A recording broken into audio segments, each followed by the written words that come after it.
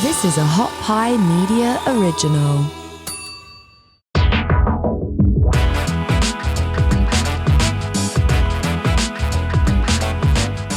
Yo, what's up, everybody? Welcome to the DNP-CD Sports Podcast presented by OddsShark. I'm Chad Fisher alongside my co-host, Mr. Tony Farmer. How you doing, brother? I'm doing awesome, Chad, because we got the Super Bowl coming up on Sunday, obviously. Can't wait. And it's prop betting season, one of my favorite times of the year. Yeah. Oh, it's so fun. This is the best time to do some prop bets, man. Absolutely. We're going to be talking about women's cleavage today from a betting perspective. I talk about that shit every day anyway. We're going to be talking about our favorite prop bets. I got some that I'm really excited to share with you. Got some insider information as well that I think can win you guys some money if you get on this pretty quick before the line disappears.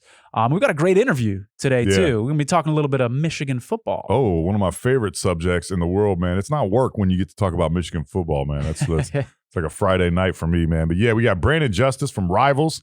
He's a Michigan insider. He's got a great understanding of that program, where they're at, where they're headed.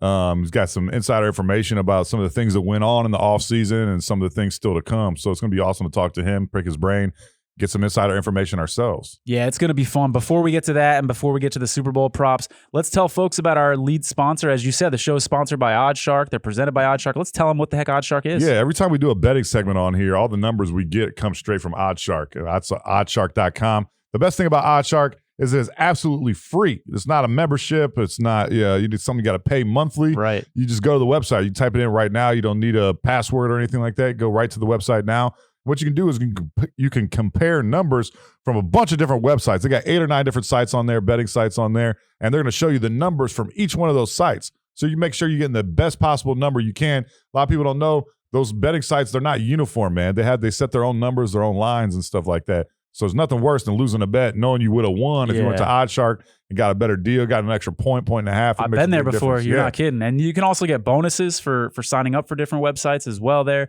And you can read articles. You can read content from experts, from betting analysts that know their stuff from a whole bunch of different sports. We're talking football, baseball, basketball, hockey. Those are the main ones, of course. But how about Olympics? How about UFC? How about boxing?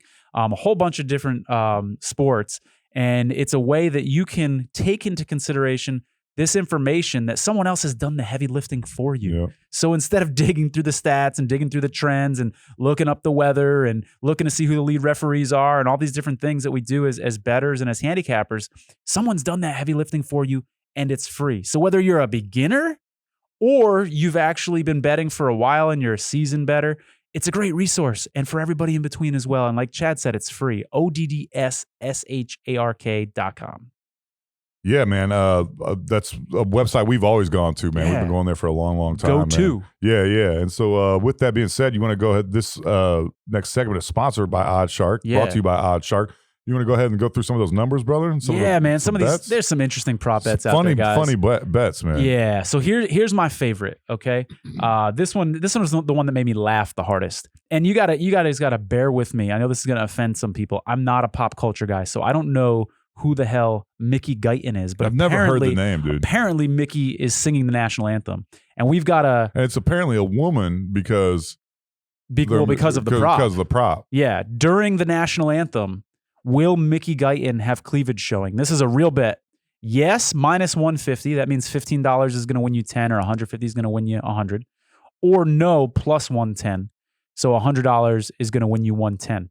Now, I don't know who Mickey Guyton is, so I can't give you good information on this, but I can just say, as a dude, I would rather bet the yes psychologically. Like, I've been rooting to see breasts my whole life and rooting to see cleavage my whole life. I can't go into that saying it's just not against my human nature to say, you know what, I'm going to root for there not to be cleavage. They got places where you can see that, man. You can see more than cleavage too. Really? Yeah. There's places all over Austin. Wow, I got to get out more. Yeah, you do. I got to get out more. Yeah, I'm a bit sheltered, I think. I got a membership at some of those places, or I might have a plaque on the wall at a couple of them. I might know every bouncer at these motherfuckers. Who knows, man? You know what I'm saying? That's hilarious. Yeah, man. I guess one thing that would be helpful if you go look her up and then try and find out. I just found one picture on just Wikipedia, and she got a little cleavage out. So they're right there. You know what I mean? It appears she's a black country music singer. Okay. Which is Make-A-Wish, because you don't see that every day. You know what I'm true saying? Story. Yeah. So here's what's cool about these prop bets, though, is that somebody knows. She knows what she's wearing Sunday. People close to her know what she's wearing Sunday.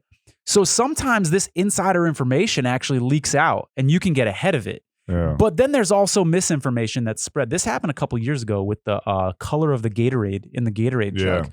There was some information that came out. Everybody's like, oh, yeah, I know the guy. It's definitely going to be blue. It's definitely going to be this color. And it wasn't. So you've got to be careful. I would imagine if I was a shady book and I was starting to get stacked on a particular color and I knew that color was going to be dumped, I'd probably want to spread some rumors to get the bettors off of, that particular color. Yeah. And so you got to be careful and trust your source, but there is a way to get ahead of it. And I'll give you a great example of this, right?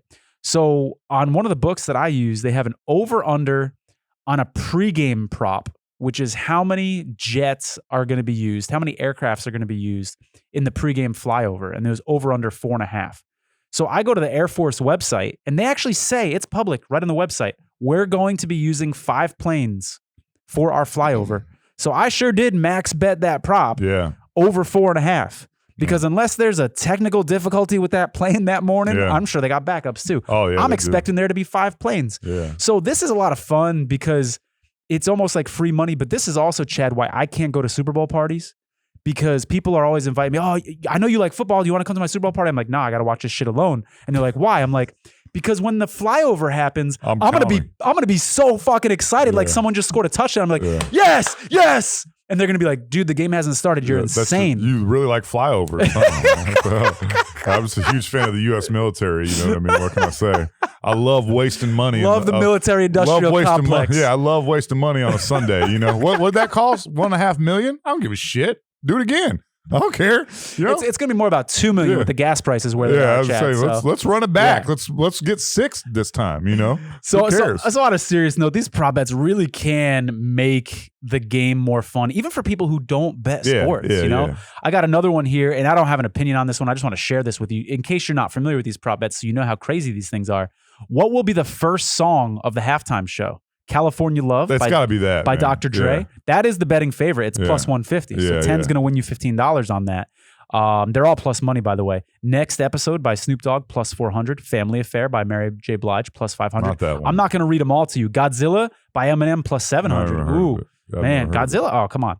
All right, so that's just some of the crazy stuff out there. Now, on the serious note, real quick. Oh no, I got one little note. So it's gonna be hilarious, man. If you were at a Super Bowl party and you bet the cleavage prop bet, and the girl comes out with cleavage, and you're just like jacked up, just like people are like, dog, you can look up porn on your phone. You know what I'm saying? Like it's easily accessible. She's already started the song, oh say, and I'm just like, just cleavage. Look at them tits. They're like, dude, settle down. She's a country music star. Again, I don't get out much. I'm sheltered for sure. Yeah. On a serious note, in terms of winning money, I'm gonna share with you guys my favorite bet that I found on one of my sources at least. There's 2 bets that I'm going to use to illustrate why the second bet is a better bet. Will there be a special teams or defensive touchdown in the game? No, minus 250. That's not a terrible bet. You got 2 solid quarterbacks. It reduces the chances of a pick 6. Yeah. Could be a fumble recovery. Could be a kick blocked for a touchdown. Could be a kick or punt return for a touchdown. But remember that number, guys. Minus 250, meaning $25 is going to win you 10. Now I got, will any punt result in a touchdown? Minus 240. Wait a second. You're going to give me better odds, 10-cent better odds when we're just focusing on the punt piece, and I can rule out a fumble return, a pick 6, etc. The only thing that scares me a tiny bit about this one is Johnny Hecker's got a gun. Yeah. That dude could do a little fake punt for a touchdown. That does scare me a little. But come on, you got 2 weeks to prepare for it, So I felt very comfortable. I max betted this. No, minus 240 on will any punt play result in a touchdown. They got bets on will there be a flea flicker in the game? No. I'll lay that money. I'll lay the favorite odds anytime on bets like that. It's minus 350. I'm happy to lay 35 to win 10. I thought it's gonna be like bingo for you. It's just gonna be like one thing after another. I got a whiteboard. I got a whiteboard at home. That's hilarious, it's actually a silver whiteboard, but it's the whiteboard markers and stuff. And so it's just like checking boxes all day. It's gonna be a lot of. This is why I can't do this with other people, man. Dude, Can't do it. So every time I ask you to come to somewhere to watch a game, you're almost like offended when I ask you. You're just like, dude, do you know who I am? That's what the same thing when people ask me to watch like a Michigan game or especially a Michigan game. You ask me to watch a Michigan game somewhere, I'm going to laugh in your face. Like, no way in hell am I doing that. Yeah. Because plus I start the game like 40 minutes late. And 2, I don't want to hear your shit talking if we lose. Yeah, that's fair. That's very fair. I don't want to ruin friendships over this. That's very fair. Yeah. Last one before we wrap up this betting segment. Player to record the most receiving yards. We got Cooper Kupp at minus 130, so he's the betting favorite. 13 wins 10. Jamar Chase plus 375. I know you and I both like that one a lot. I like that a lot. And then here's a little underdog one. 2 actually. T. Higgins plus 550. Odell Beckham plus 700. Dude, we crushed Odell Beckham earlier this season. We had an episode called Odell Beckham Jr. is washed. Yeah. And he's playing well, man. He's playing well, and I think he's actually fueled by that chip on his shoulder. He wants to prove people like us. Maybe they convinced him to start drinking water and shit. Maybe that was what it was. That could be. Hey, one more for you. How about a little pizza money on Van Jefferson plus 2,300? He's the deep threat. Yeah. So maybe he gets a 70-yard pass. Yeah. You know what I'm saying? That is not a bad option for plus 20. Now, he's coming off an injury, but he's had 2 weeks to heal. 2 weeks, yeah. I kind of like that one. One other strategy piece out there. Keep in mind, folks, Tyler Higbee may not play. He's the Rams' number 1 tight end. Mm-hmm. So the Rams' backup tight end, God, his name is escaping me right now. He had like 50 yards last week against the 49ers. I know who you're talking about. Yeah. I forget who the hell it was, but I think he only caught like 2 passes up until that point. Yeah, exactly. So keep an eye on, props for him. Like, will he score a touchdown? You can get plus money on that. Will he score the first touchdown? But wait until right before kickoff when you know for sure Higbee isn't going to play, and then you can jump on that prop. That's a nice little strategy there for you. That is smart. Yeah, definitely. For sure. So, there's so many of these. I could talk about this for hours. Yeah. Definitely make sure you check them out, man.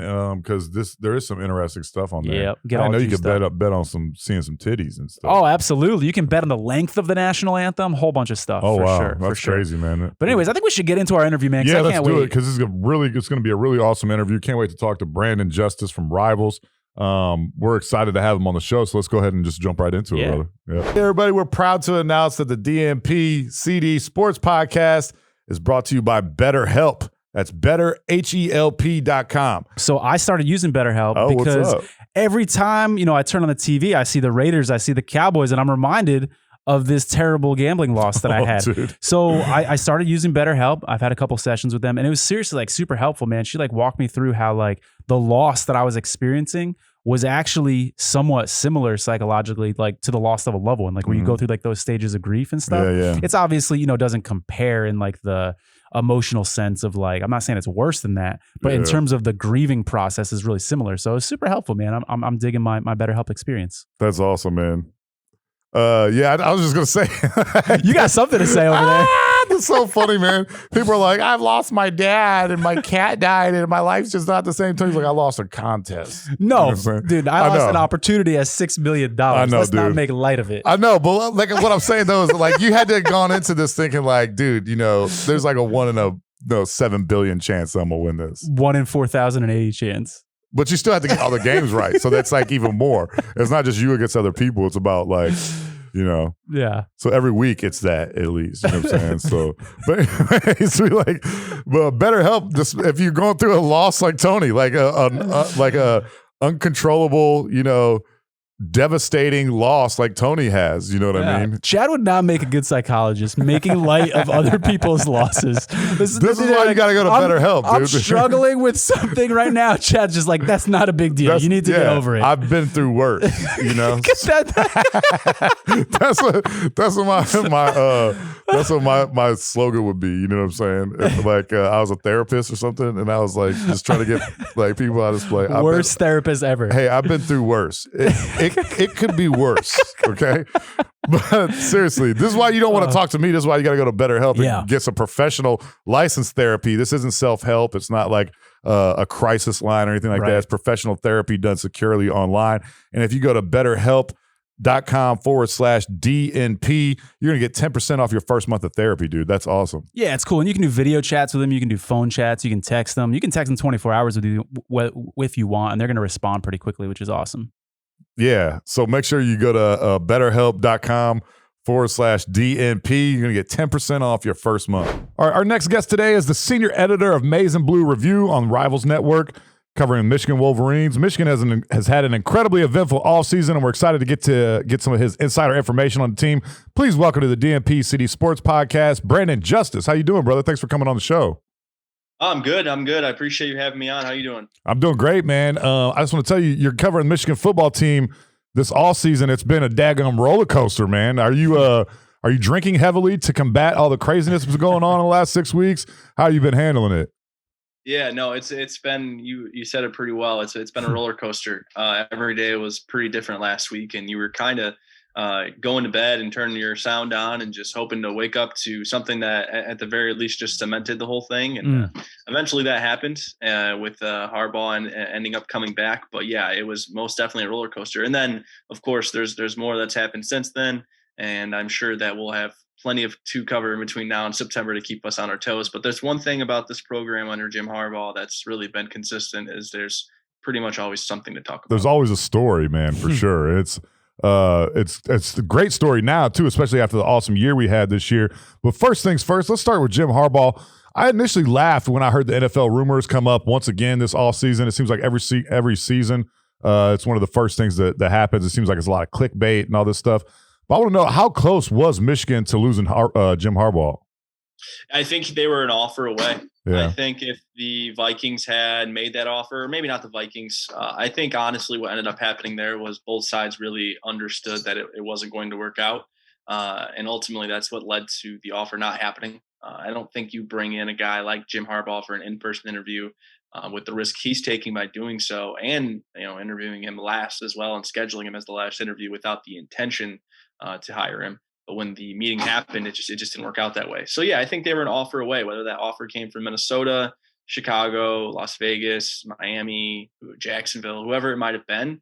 I think he was interviewing the team as much in the franchise, just as much as the franchise was interviewing him in any scenario. And that's just kind of how Jim Harbaugh thinks. And I kind of wrote a column on it, and the title pretty much wraps up this segment is just like it or not, that's who he is. And yeah. So I think they were an offer away. It just had to work for him, and it had to work for the other party. And oddly enough, he was very transparent in the process with Minnesota on the day of.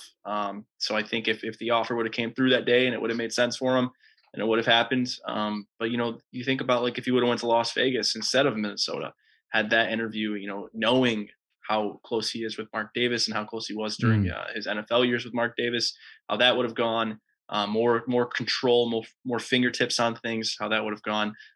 But inevitably here we are. It felt like if he was going to make the jump to the NFL, this was going to be the year with the openings and the ties that he had to a lot of those organizations. You mentioned the Chicago Bears. Obviously, he was drafted there and played there for several years. And then obviously his very close relationship with the Davis family. And it didn't happen this year. Do you really think that this is going to be it for him? He said that he was no longer going to – he told Ward Manuel, the athletic director for the University of Michigan, that this was going to be a reoccurring thing that was going to happen every single offseason. How much do you believe that? Do you think he's done flirting with the NFL? Yeah, you can say a lot of things about Jim Harbaugh. I really don't think he's much of a dishonest guy. Yeah. And he's a true to his word kind of guy. And I don't think he's going to really play around when it comes to something that's serious and something that's that, plain. It's black and white. He's saying, hey, I'm going to say, and that's that. He's never come out and said that. And something that I read on our message board from one of our really reliable posters who consistently comes in and delivers pretty good information was centered around Jim Harbaugh, knowing that 7 years after his tenure was up at Michigan, he knew 7 years in he was going to, at the very least, peak at the NFL. And so this really didn't come as unexpected. He's 58 years old. Mm-hmm. He's looking at what's probably going to be his last contract. I think he's realistic about it. He doesn't want to make a switch to the NFL after this one if it takes him to 64, 65 years old. That's not an age where you go back to the NFL, right? Mm-hmm. That's not an age where you start dealing with 21-year-old, 22-year-old rookies. As Jim Harbaugh had trouble handling those when he was 45, 46. So let alone when he's at that age. So he knew going into this whole thing, or at least, I don't know that verbatim, but it seems like he knew going into this whole thing that he was going to probably be looking at his last contract. Maybe he re-ups it again one more time with Michigan, but again, this was probably the last time he was going to decide between college football and the pros. Whether or not he comes out and says, I'm here for good, either way, this was the stage for him age-wise and career-wise to decide between the two. Michigan lost both their offense and defensive coordinators in the last 6 weeks. How big of a hole are those two holes to fill? And who are some names that you think could actually fill those?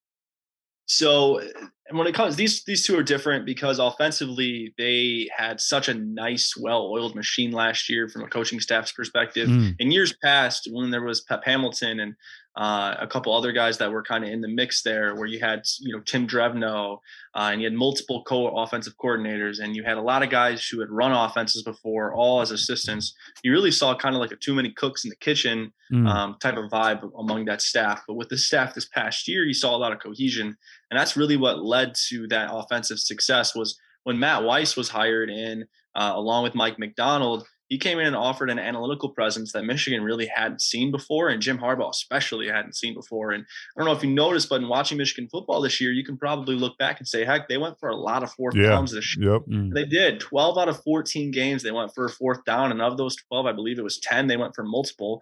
And I think 6, they went for at least 3. So, and they were successful more times than not. They were one of the top 30 schools in the country at going for it on a fourth down. So you saw something change this year. They were aggressive on offense. They were out there to really pursue a victory, which sounds silly, but if you watch Michigan football before 2021, a lot of offensive patience and kind of complacency, it really made people scratch their head and question it. Now, the biggest change was the commitment to the run game. And all those things being said and all this changes happening and the success they had offensively, averaging over 35 points a game, not a lot is broke, so why would they want to fix it is the kind of the vibe right now. And they have a lot of guys within that staff that they feel are ready to take on those duties. Where we see it right now, I'd have to say Matt Weiss would probably be your next offensive coordinator. And you'll probably see Sharon Moore, the offensive line coach who won the award for the best offensive line in the country this year. He'll probably step in as a co. And then we're probably going to end up seeing a Greg Newsome elevation there as well, as where I see things shaking out. Now that could change. Like we led off with the show, a lot of things changed. Defensively, Mike McDonald leaves. That's expected. He didn't have many aspirations in college. It was not a shocker when he left. Jesse Minter is the guy that Michigan's really identified in this race. They interviewed him yesterday morning, and today is Tuesday, so Monday morning is when they interviewed him. He's a guy at Vanderbilt right now who they really like and can come in and do a lot of things with the safeties and the defensive backs in general that people are excited about. And then on the other side there, they're also interviewing Anthony Campanelli, who was in the NFL for the past couple of years, but is a former Michigan assistant and a New Jersey native who can really bring back the Jersey recruiting. And he's an excellent defensive mind. He's very well respected by Harbaugh and the staff as well. So offensively, you're looking at something internal. Defensively, you're looking at something external. But you're probably going to see some reshuffling. Ron Bellamy is probably going to go from defense to offense as a wide receivers coach. And as you probably remember, Bellamy was a receiver at Michigan, despite coaching the safeties this past season. Yeah, also a former awesome high school football coach as well, who made the jump to the college staff this year, and people are just ranting and raving about him and also how great of a recruiter he is as well.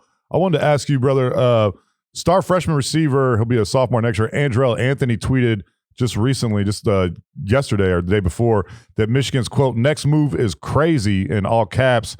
That would lend me to believe that it's a bigger hire and maybe not an internal hire. Because I mean, I understand that Weiss is very well respected in the organization and everything like that. But for him to say something like that, maybe he's just messing with people, maybe he's just trolling or whatever. But that would lead someone to believe that it's like a bigger name hire that comes from outside of the program, or a name that's tied to the program from years past or something like that. What are your thoughts on that? Do you think he's just trolling people, or is that still a possibility? Well, he could be referencing this reshuffling because, Mike Hart is expected to become an associate head coach or something of that nature as well.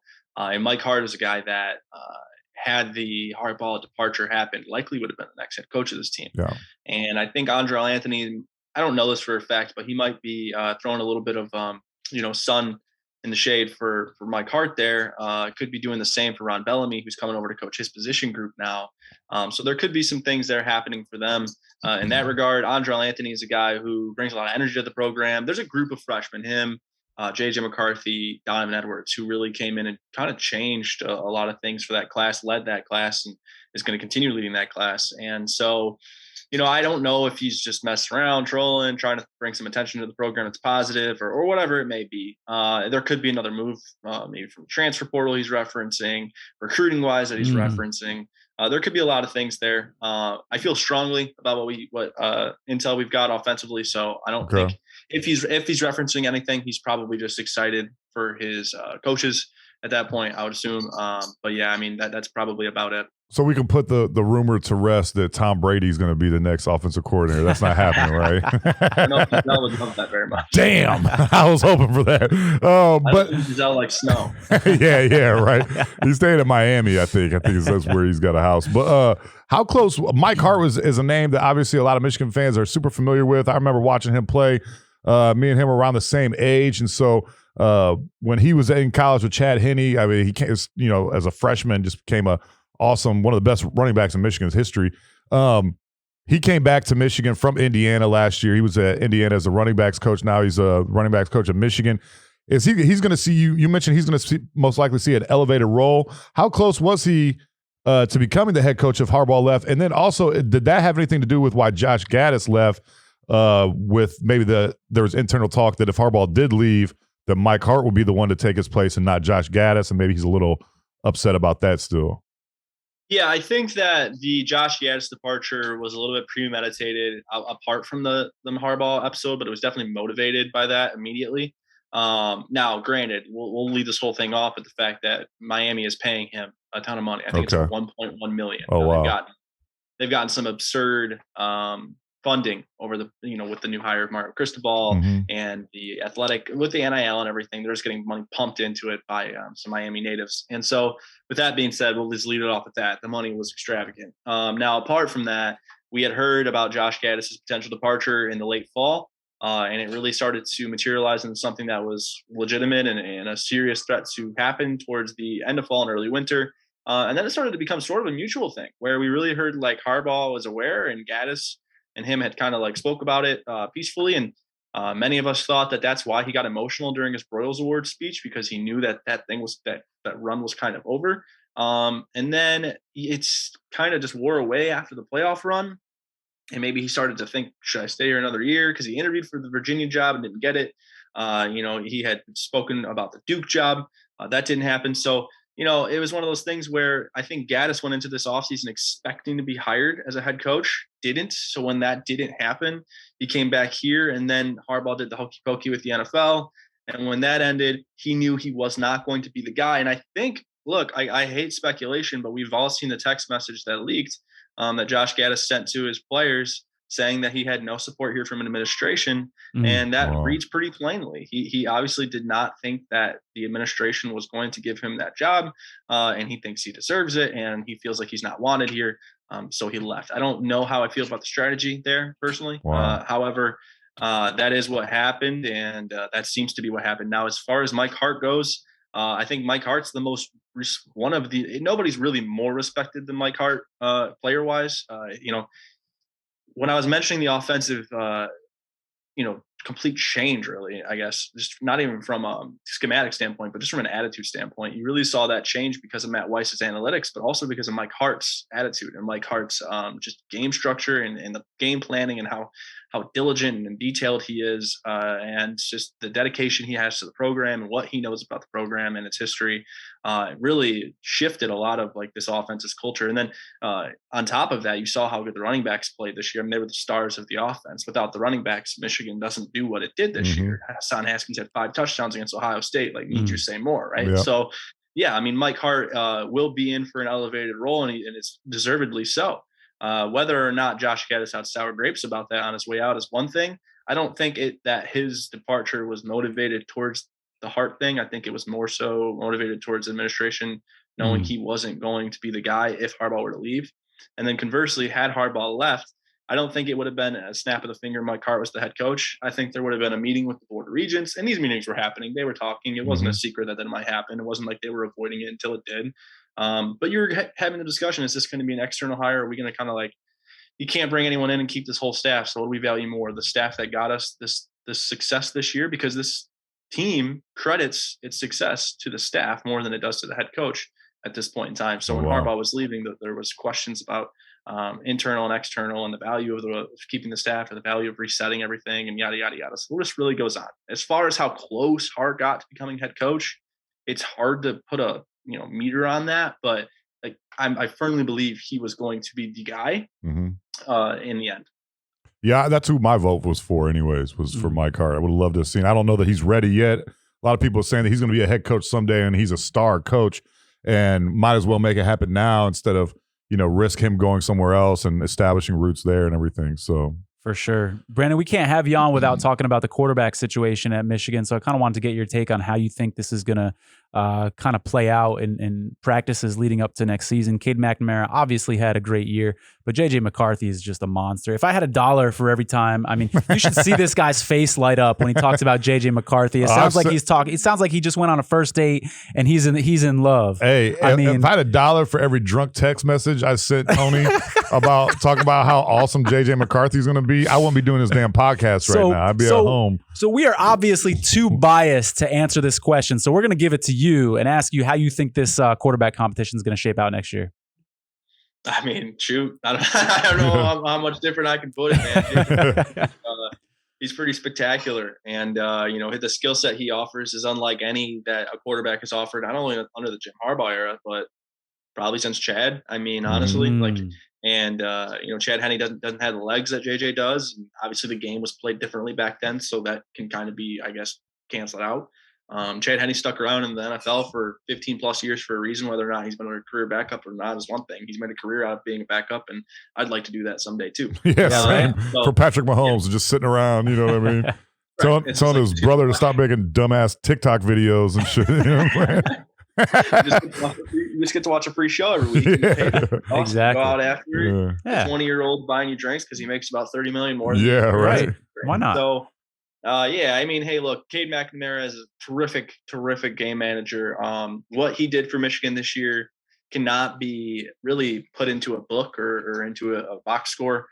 He was extremely integral to their success in the huddle. His communication, how he handled the offense, how he knew the offense, the playbook, how he was able to manage his offensive line, communicate with his teammates. He was a leader through and through, and Michigan hadn't had that year. So you go back, these past 7 years of Jim Harbaugh's Michigan leadership has been the biggest question mark. Yep. It's been so troubling to find a leader like a Hutchinson or a leader like Josh Ross or a leader like Cade McNamara. And it's had good ones. There's been guys here who have led well, but there has not been guys here who have led well under center.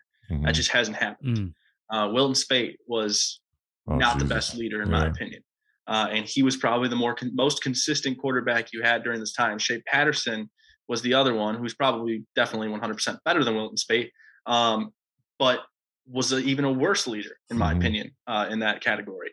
Cade McNamara didn't have half the skill set that Shea Patterson had, but he had triple the leadership and he had triple the communication and the understanding of the offense and the smart thing to do, the right thing to do when you're in the pocket. And he was very decisive, even though it didn't look like it, right? So, but that being said, J.J. McCarthy's a smart guy himself, and he's going to be going to have a year under his belt going into this year. He's going to have a year of this playbook, which might get tweaked a little bit with Gaddis's departure. But I think if it gets tweaked, it's getting tweaked to mold him. Michigan knows what it has in J.J. McCarthy. It's not ignoring what it has in J.J. McCarthy. It's also not ignoring that Cade McNamara just took them somewhere that it hadn't been before in program history, to a college football playoff and to a conference championship with authority for the first time in 17 years. So it's really going to be interesting because the storyline is pretty exciting. If you ask me, you have it's people say Tom Brady and Drew Henson. I just say it's Cade and JJ. It's kind of its own little race. It's very interesting. It's going to be fun to watch. But if I had to put a pin on it, man, like it's hard to ignore what JJ can do for you. Right. Cade McNamara can get you to the playoff. JJ can probably win you one. Yep. And so that's really the argument, the separation those two have. But whether or not one is ready and the other is the question left to be answered. If you look at Harbaugh's history, it reminds me of when he was coaching the 49ers. And Alex Smith is kind of that game manager role that you described Cade in, and Colin Kaepernick would be more of JJ, that the higher ceiling kind of guy. And what did Harbaugh do when it came down to crunch time? He went with Kaepernick and that would be JJ in this case. So it's kind of an apples to orange comparison, but just trying to understand his psyche, I could see him going that JJ route. Yeah, I mean, you just can't ignore JJ's talent, man. Yeah. We all saw the throws that he made this year. The one at home going back across the field, that's a throw every quarterback has been taught not to ever make, and you're sitting there. I was screaming, "Don't! What the hell?" And then, yeah, that's exactly what I was talking about. But yeah, his arm talent, and then like Brandon said, his legs, man. I mean, the guy, you could definitely see him being a running quarterback. He adds that other element. It's going to be such an interesting offseason competition because what an awesome position for Michigan to be in, too. I mean, for so long, we haven't really had a quarterback. We've been hoping against hope that Wilton Spate's going to be the guy, or John O'Corn, someone like that. And now we have Cade McNamara, and we know what we have for him, a guy that can definitely beat the hell out of Ohio State. I correct myself there for a second. Beat the hell out of Ohio State, win a Big Ten championship, and get to the playoff. But you got that in your back pocket. But you also got J.J. McCarthy, who could win a national championship for you as well. Yeah. If he's able to cut down on turnovers and take care of the ball and everything.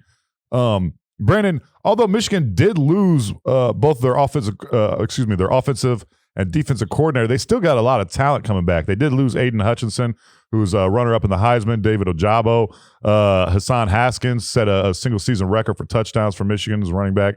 But there's still a lot of talent coming back. How good can next year's team be? And we know where they're not going to be as good in. Obviously, pass rush, Aiden Hutchinson, all these things. You're not going to replace 2 All-Americans there. But what areas do you think that they'll actually be better next year than they were last year? I'll start right off with receivers. Yeah. Michigan struggled. Like, their wideouts were not that good this year at all. There was a lot of missed routes. There was a lot of dropped balls. There was miscommunication in route trees. There was just not a lot of good things going on because they didn't have that leader, and that was Ronnie Bell. And so we'll lead it off there. The wide receiver group will be much better next year, much better. And Ronnie Bell comes back and get him throughout the year now. I don't think he's going to return punts this year, at least. Let's hope not. But yeah, you get your go-to guy back. You get your go-to target. You didn't have one of those. You're hoping for Cornelius Johnson to take a leap this year. You're hoping for A.J. Henning to continue to be used in a very versatile fashion like he was this year. You're getting back all kinds of guys. Mikey Sanders still, who's a reliable guy underneath. And then you're adding some guys that are really exciting, in my opinion. Amarion Walker, Darius Clemens, Tyler Morris, all 3 guys coming in as wideouts, as recruits, who are really exciting guys. And namely Darius Clemens, who is the most physically ready of that group. Tyler Morris off an ACL injury, and Amarion Walker, as athletic as they come, albeit undersized. So we'll see how that translates to the college game. However, in the case of Darius Clemens, you got a 6'4.5" kid who's running like a 4.40, 4.340. With like insane ball skills. He can be a threat in the red zone. He can be a threat in the deep game. I mean, he's an anomaly, man. He's got like that DK Metcalf type of build, not to that degree. Like, I don't want to make that sound like super overstated. It's not to that degree, but like it is very similar. It is like the same kind of idea. And so, yeah, wide receivers 110%. And then defensively, the linebackers, I think, are going to be better because you get Nikhil Hill-Green back, you get Junior Colson back. And those are guys who are far more athletic and can cover far more ground than a guy like Josh Ross did. Now, again, I kind of think about this similar to the Cade situation, where Josh Ross can command a defense and point things out and call those things out at the line of scrimmage as well. But he really can't run to the boundaries and get to the hashes quite as much as the guys next to him. Junior Colson, Nikhil Hill-Green give you that, athleticism. Like they give you something that can compete with the Georges of the world and gives you the speed to catch up to those guys. Like, no, probably not Nakobe Dean, but something similar to that. Like, they have those ideologies in mind with the linebackers that they have now, whereas Josh Ross was a guy who was a part of one of the original classes Harbaugh had, who was grinding out here for his 5th and final year. So, yeah, if I had to pick 2, I would say linebackers and wide receivers, just because, you're losing both safeties, you're losing your defensive front. Now, the last one I would say is your corners, because you get back DJ Turner and in steps Will Johnson, who is more than likely going to find a way into this rotation one way or another. You also kept Jamon Green, who was playing alongside DJ Turner quite a bit. Now you lose Vincent Gray, who had a much better year than he had the year before. However, I think the addition of Will Johnson honestly outweighs that. Like, this kid is something special. Yeah, he has a chance to be one of the better corners in the history of this team and this program. Whether or not he lives up to those expectations remains to be seen. But when he went to the All-American game, the Under Armour All-American game, Rivals moved him from the number 6 cornerback overall and finished off with him as the number 1 cornerback in the country and the number 6 prospect overall in the country. So, you're talking highest rated guy they've had since Rashawn Gary. You're talking highest rated cornerback ever. They haven't landed the number 1 corner in the class ever. So this is a kid who is expected to do something now. And so that's why I would go with corners too. Yeah, he's got even higher expectations than Jabril Peppers when he came in, which is hard to believe because the sky was the limit for that guy. The last couple of questions here for you, Brandon. I want to know, how has Harbaugh's decision to come back, and also even waffle a little bit, so to speak, how's that affected recruiting? It seems like, from what I've read anyways, a lot of the kids, it didn't really affect them, didn't phase them too much. They're just happy that he's there, and they know that he's going to be there for quite some time. Michigan had a top 10 recruiting class last year. Despite the fact that they, up until that point, you're not getting a lot of recruits after November, after they beat the hell out of Ohio State. So I'm going to get that in as many times as possible over the next year. I don't give a damn. But that number 8 recruiting class, now we're going to start to see some of the fruits of their labor start to bear out a little bit. Now that they beat Ohio State, made the playoff, won a Big Ten championship, can you see their class next year being even higher, maybe in the top 3 or 5 after all this? Yeah, and you know what? Like, they need to, and I think you made a good point there. You said for the next year, right? Well, they need to take care of this now, because recruiting after November next year might be a little bit different than recruiting after November is right now. Because who knows if Michigan beats Ohio State again for the next few years? They have an opportunity to. They have a better opportunity to do it than they did a few years ago. Yeah. But we know how this thing goes. We wouldn't be shocked if they lost next year. So between now and then, you have this opportunity to be the Big Ten champions, to be the team that waltzed Ohio State out of the stadium, and all those things. So with that in mind, you got to recruit as such, and I think they're going to do that. No, absolutely. I mean, they know they have to, because the NIL again offers them another opportunity, another avenue to take while recruiting. So you use the NIL, you use the on-field success. You have one of the top academic programs in the country. Really, your only disadvantage is you're still in the north and you're still in snow, and you don't have the advantages that the South has to practice as much as they're able to outside, and the scenery and being able to just campus life and be a student in general. It's really the only thing they're missing, and it's out of their control. It's never going to change. But nothing's really gone in their direction as much now as being able to recruit with that in mind. As far as the Harbaugh thing goes, initially, again, kids are coached. They know how to talk. So they're not going to say that they were affected by it publicly. I don't know if deep down they were. I can't really predict that, but I don't think so. I mean, at the end of the day, he gave some interest into the NFL. And as long as he's transparent and honest with the situation when recruits parents approach him with it, and because he's going to get asked, they're going to ask him. They're going to say, what if our kid commits and 2 years later you're coaching the Bears? Like, what happens then? Right. And so he's going to get asked about it, and he's going to have to be honest and transparent about it. And he's going to have to hold his word he doesn't have to hold his word, but for, reputation purposes, he should hold his word. So, with that being said, those are the things that are going to determine that. I don't think anyone's really going to come out publicly right now and say they were affected by it, just because recruits are told to keep everything in their best interest, big picture wise. So, but truthfully, I don't think it had as much of an impact as some may seem to believe. So. Yeah, it seems like everyone wants to pile on Harbaugh as often as possible too, man. He's like become like a battering ram for a lot of people. It's been like that for a while. Football. Pardon me? What'd you say, Brandon?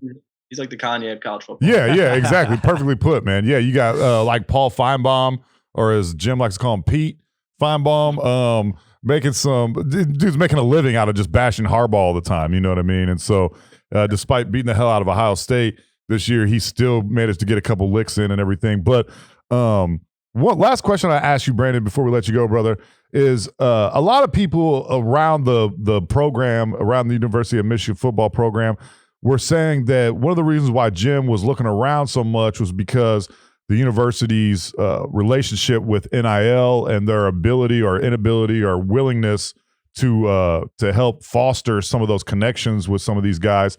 How true is that? And has anything changed on that front? Has the university president, now that Schlichtel's gone, Lonely Mark is gone, Lonely Mark is out now, which I was actually happy about. But now that he's gone, do you think anything's going to change alongside NIL? Is it going to help Harbaugh a little bit recruiting wise? Is there going to be any changes at all, or is it just going to be business as usual and how things have been over the last year and a half or so? Yeah, I mean, there was some frustration there. Michigan has to have some sort of NIL program and like you said, foundation to compete with the likes of Alabama, Ohio State, Texas, schools like that who are getting some absurd NIL stuff happening. I mean, just look at Quinn Ewers. I mean, Yeah. Ohio State kind of got screwed in that one in the long term. It didn't come out of their pocket, but they did get screwed in the long term there with Ewers signing the $1.2 million record deal out of high school. He leaves high school early to go play for a year as he's supposed to be a senior, but he's playing. Yeah. He's in Texas. So yeah, I mean, Michigan has to have that to compete, and it knows it, and Harbaugh knows it, and they've been fighting for it. And the university is the university. It holds itself to a high degree. It's not going to do anything that beats around the bush or cuts edges soft or cuts corners or takes shortcuts. It's not going to do that. They're going to do things clean cut and by the book. And so I think they've spent a lot of time studying what they can do and how they can do it and what needs to be done. And you make a great point with Mark Schlissel gone. That opens up a big door because it was a very bad kept secret by Mark Schlissel that he was not in support of the NIL. And Harbaugh and Schlissel had their differences while he was here regardless. It had been just not just NIL, many other things, just his support of the football program and athletics in general. So with all that being said, I think that you'll see some real nice NIL improvements here for Michigan. I don't know specifically what they're going to be, but we have heard during contract talks with Harbaugh before the NFL stuff, after the NIL or after the NFL stuff, NIL was a big part. Not so much something that was going to break the deal for him. Yeah. But what he brought to the table, apart from his salary, which was really the easiest thing that they could agree on, was the salary. The rest of it was he wanted his assistants to get a raise because he needed to keep this staff, and he wanted the assistant pool to increase. And then the NIL stuff had to be taken care of because without it, Michigan's not going to be able to be what its fans and its donors and its players want it to be. Yeah, and so do you think that's I don't want to say contingent. It's contingent on him signing a new contract as all this stuff happening, but we're definitely going to see some improvement with the NIL, and that's going to be maybe announced or talked about a little bit more once he signs this new deal. And you see him signing a new deal here soon, right? Yeah, no, he'll absolutely be signing a new deal. No, okay. There's no way he goes into 2022 with the deal he's got. Okay. At this point, he knows he's going to be here. Michigan knows he's going to be here. So, it's at this point they're just going to iron out those details and get them signed. I think he didn't. So when the new deal happened, or this is going to sound silly, when the past new deal happened, because remember before 2021, yeah. cut his salary in half. He didn't actually sign that until like halfway through the year, I think. Oh wow, that's crazy. So yeah, when it comes to actually signing, he takes his time. Yeah, but there seems to be a little bit of an agreement in place there. But when he signs it, who knows? Like I said, Jim Harbaugh, like it or not, he is one of a kind, man. That's why we love him. A lot of people are talking about him here and this and that. You know what? He might be a goofball, but he's our goofball, and I love the guy. I'm super excited that he's coming back. Couldn't be happier. And I really hope that, like he said after the Ohio State game, I think he said, or maybe it was the Georgia game, I think he said, this feels like the beginning, and I hope that he's totally right. I hope that we can start bringing some respectability to the rivalry.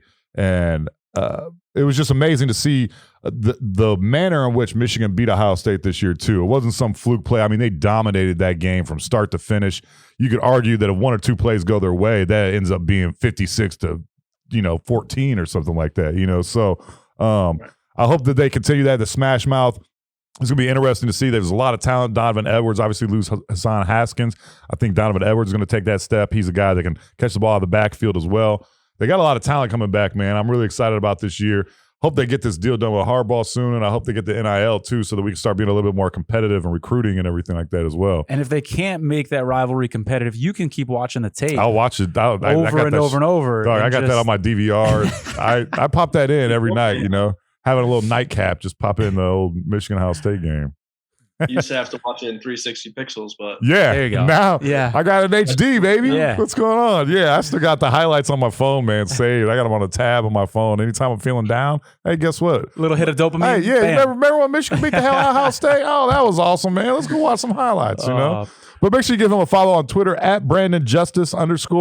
Also you can read his articles. Go to michigan.rivals.com. Awesome conversation with you, brother. You're so well spoken. Have so much insider information. We'd love to get you on again before maybe around spring ball or a little bit after spring ball and get your takeaway from that as well. Absolutely. I appreciate And you guys having me before on. we let you go, Brandon, Chad started this show with a joke and said it's been, a tumultuous not tumultuous, but a roller coaster last couple months. And are you drinking to get through it? So we're going to send you a bottle of whiskey in the mail. This is from Still Austin. It's our favorite distillery here in Austin. They're also one of our sponsors.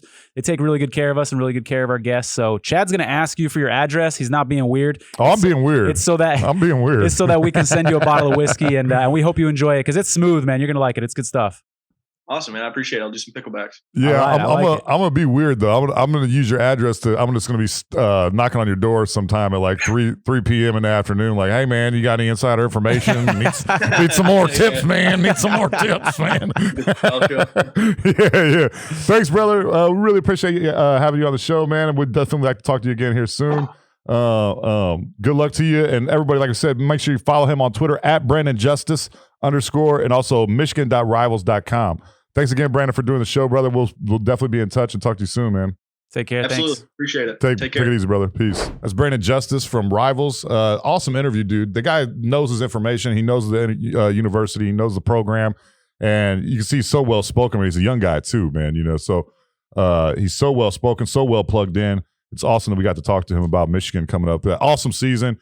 But some bigger things to come, hopefully, too. Yeah, and frankly, the conversation was more fun because of Michigan's success. I mean, if last year was a disappointing season, I don't even know that we'd be talking to him necessarily, but it's perfect time to talk to him because you've just got a chance, I think, and correct me if I'm wrong, Chad, to process that Ohio State game. It was a little while ago now, but it was such a big deal that you're still kind of processing it, and now we can look ahead to the recruiting class. So perfect timing for this interview. Yeah, we get to relive that for 9 more months, man. I'm all about that shit. We got 9.5 months to enjoy that shit. So I'm going to be doing that. But yeah, it is. It's Michigan is one of the most talked about teams in the offseason this year because of all the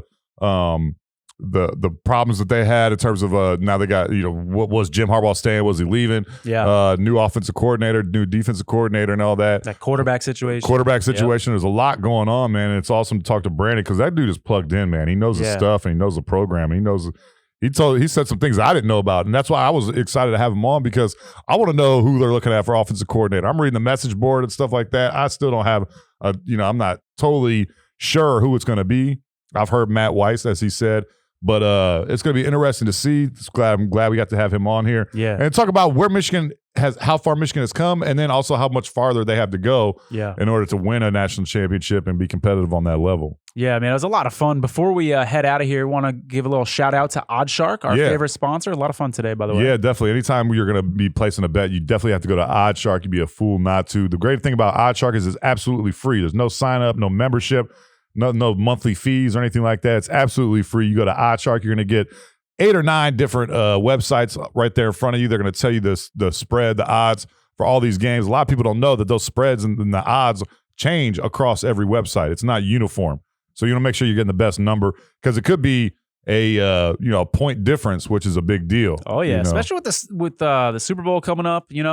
The lines are moving constantly, and little not insider information, but just my opinion. I think that over/under, I think that's going to be going up. Yeah, so keep an eye on OddsShark, ODDSSHARK.com for that. They got great content too. Man. It's not just numbers, man. They got awesome articles and stuff like that as well. Absolutely, some really good information. Where if you're placing a bet, you may want to make sure that some other experts are on the same page as you before you put that money down. It might make you feel a little more confident going into your bet.